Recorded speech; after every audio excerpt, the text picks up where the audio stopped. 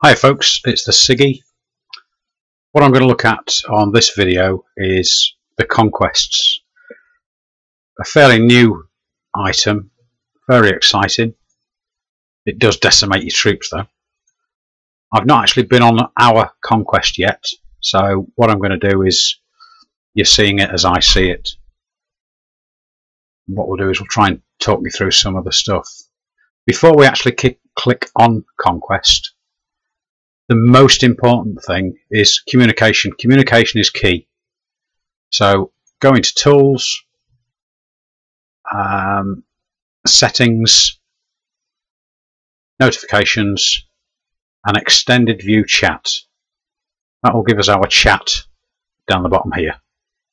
I'm going to remove that for the purpose of this video, but you need to be watching there. Settings, Notifications, Chat, Extended View. As this is just loading up, what we need to do is we need to make sure that we've got sufficient power-ups and units to fight with. As I say, it does decimate your stocks. You need to decide if you're going to be rebuying on battles before you start the game, in so much that there's very, very seldom offers on stars during the game and you get carried away with the excitement. Okay, let's look at the main Conquest board. We appear to be at the moment in first place because we've got 87 points there. Let's just have a look who's working on there. We need to anticipate where the work is required, and I will have to open my extended chat just to show you some challenges. The big thing, don't wake sleeping giants. If there's an area that you intend attacking, if it's not got a lot of action there, let's say for example on 14, beating somebody by 300 odd points isn't a difficult thing to do toward the end of the game. But the more you fight on there, the more it wakes other people up, whether it's the KRA, whether it's another faction. So try and avoid waking the sleeping giants. Okay, I'm just going to close this down and go back onto my notifications, or extended chat, sorry.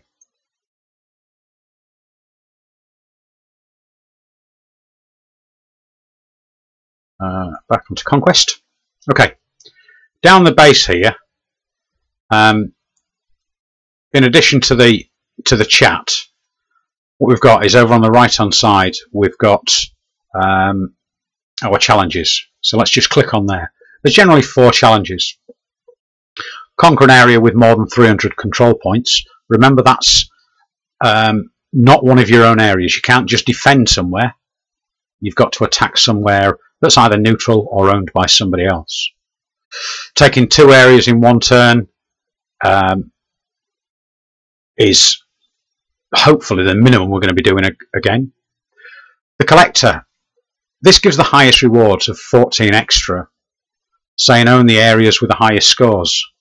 Everybody wants the high point areas, but as soon as you start going for those, we're going back to what we said earlier, we're waking the sleeping giants.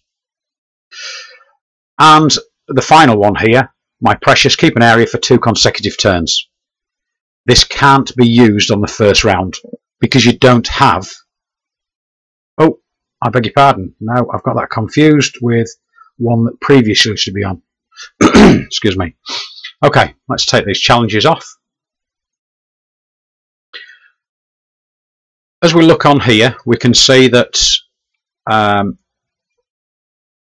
we've currently got 1 area owned. Let's remove that. And I'm just going to have a quick scoot around the board. Prometheus, we own the areas in yellow. Let's have a quick look round. So what we've got at the moment is we've got number 1, number 2, number 3, nothing on 4, number 5, nothing 6, 7, 8, 9, 10, 11, oh man, 12, nothing on 13, nothing on 14, Nothing 15. We're on 16. Man, this is... What we need to do is we need to focus on a number of set areas. Each round you need to be gaining points. That's an obvious statement, Siggy. But don't spread yourself too thin. You know, it's like the old adage, if you chase two rabbits, they both escape.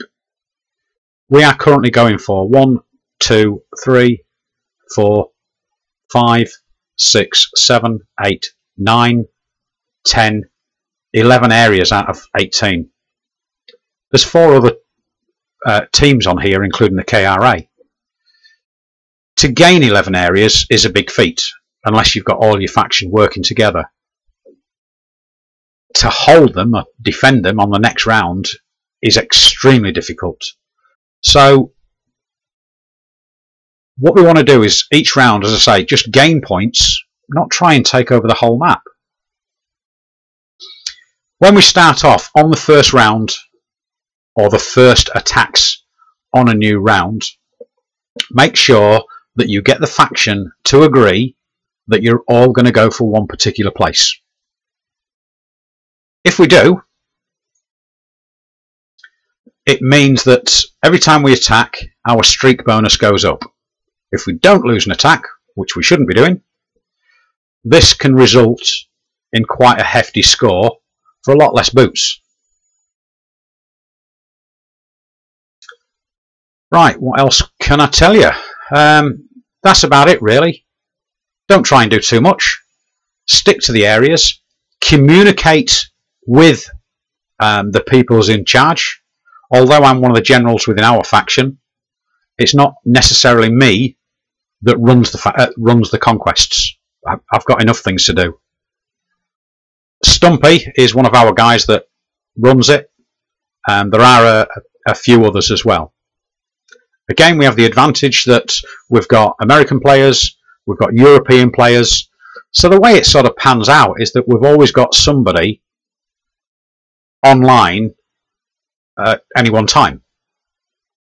If there's nobody on when you're there and you're trying to make a decision, you're trying to say, let's go for this, don't make the decisions yourselves. It's one singer, one song. If you've got somebody that's leading it, let them lead it. But make use of the comms area. If you click onto here, oops, I beg your pardon, if you click onto factions, you've got your command wall. Now on here it's all our things where people state that they're doing the declarations. We use it quite regular. What we need to do is our areas for the conquest, repeat them on there, and then if anybody comes on, there's nobody online, they know what the crack is. So good luck with the conquests. Thanks for watching the Siggy.